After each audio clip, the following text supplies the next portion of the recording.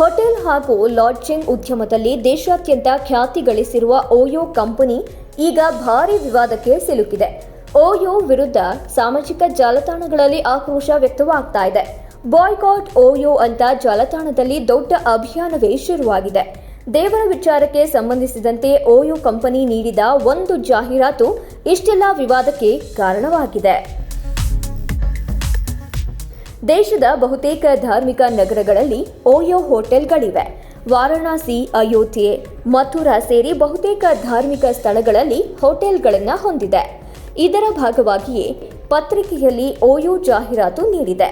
ದೇವರು ಎಲ್ಲಾ ಕಡೆಯೂ ಇದ್ದಾನೆ, ಅಲ್ಲೆಲ್ಲ ಓಯೋ ಕೂಡ ಇದೆ ಎಂಬ ಶೀರ್ಷಿಕೆಯಡಿಯಲ್ಲಿ ಜಾಹೀರಾತು ನೀಡಿದೆ. ಇದು ಈಗ ವಿವಾದಕ್ಕೆ ಕಾರಣವಾಗಿದೆ. ಯುವ ಜೋಡಿಗಳು ತಂಗುವ ತಾಣವಾಗಿ ಓಯೋ ಬದಲಾಗಿರೋದು ಬಹಿರಂಗ ಸತ್ಯವಾಗಿದೆ.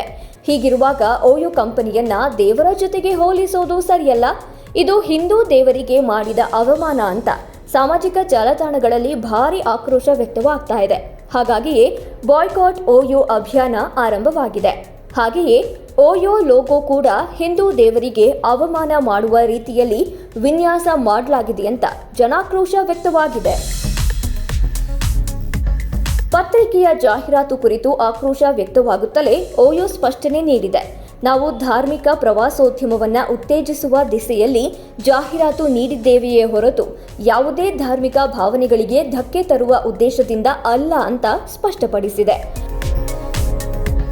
ನಮ್ಮ ದೇಶದ ಸಾಂಸ್ಕೃತಿಕ ಸಿರಿವಂತಿಕೆ, ಧಾರ್ಮಿಕ ನಂಬಿಕೆಗಳ ಮೇಲೆ ನಮಗೆ ಅಪಾರ ಗೌರವವಿದೆ ಅಂತಾನೂ ತಿಳಿಸಿದೆ.